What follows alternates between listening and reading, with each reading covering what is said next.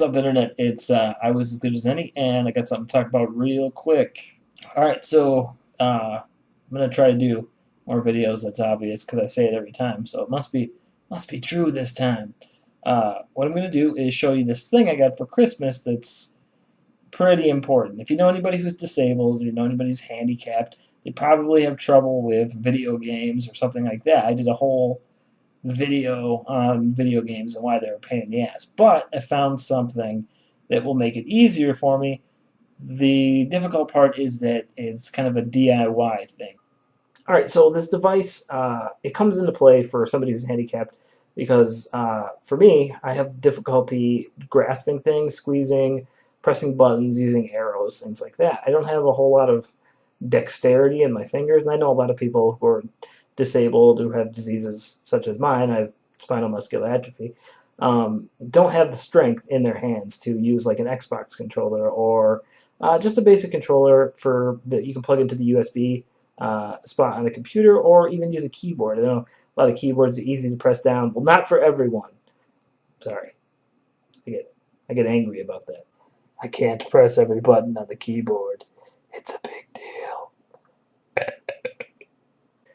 So the point is, this device called the Makey Makey makes anything that can hold a current or can pass a current through into a touchable button. So that's really interesting to me. That's really helpful to me. So instead of having to hold a PlayStation controller or hold a PC USB controller, what I can do is I can just put an alligator clip onto this chip. The chip hooks up to the computer with the USB cable, and then all you have to do is assign it to what its function is in like a game or in a piece of software, whatever you're using. It could even be in Microsoft Word. You could just touch a banana that's hooked up to the alligator clip that's hooked up to the chip that's plugged in the USB, and it'll press whatever letter on the keyboard you hook it up to. It's very intuitive like that. So I got the box here, and we'll take a look at it, and I'll show you what I got. Alright, so here's the box. It's upside down, but basically you get the idea. Here's just some of the stuff. I'll take it out one by one so you can check it out. This first piece is the USB cable. You can see that right there. Hopefully you can see it.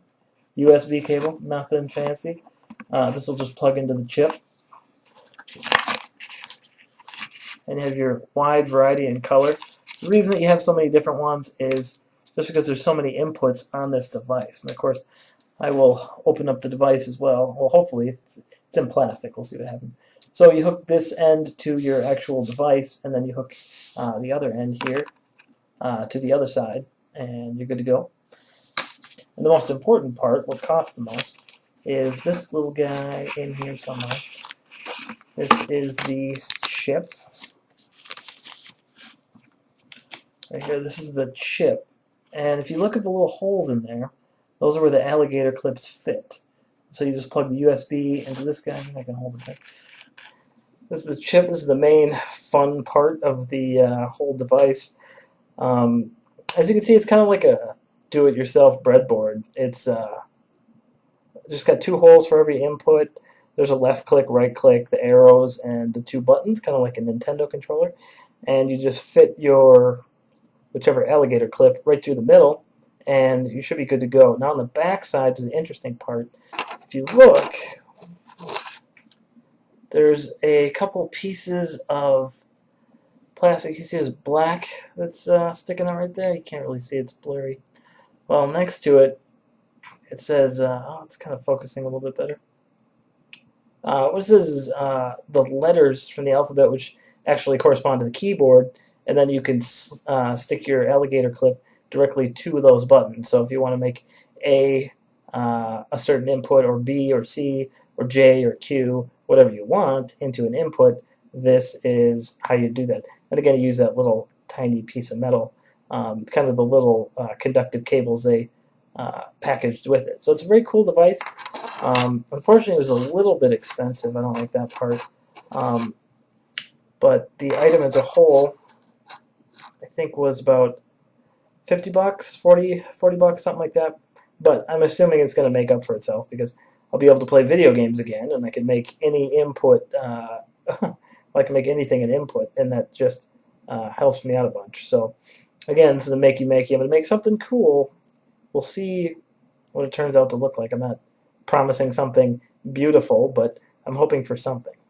That's the Makey Makey. I hope you find it interesting. I know I can't show you anything cool right now because, of course, it's one of those do-it-yourself things, and I have to set it up and stuff like that, and I'm going to have to use some hardware, and frankly, I can't do a whole lot of that. I'm going to try to get something cool here. We'll see what comes of it. It's kind of difficult. There's a lot of hardware. I have to use my hands a lot, which I'm not really good at that. That's why I bought this fucking thing. So we'll see how it turns out. Thanks for watching, and I'll see you again next time.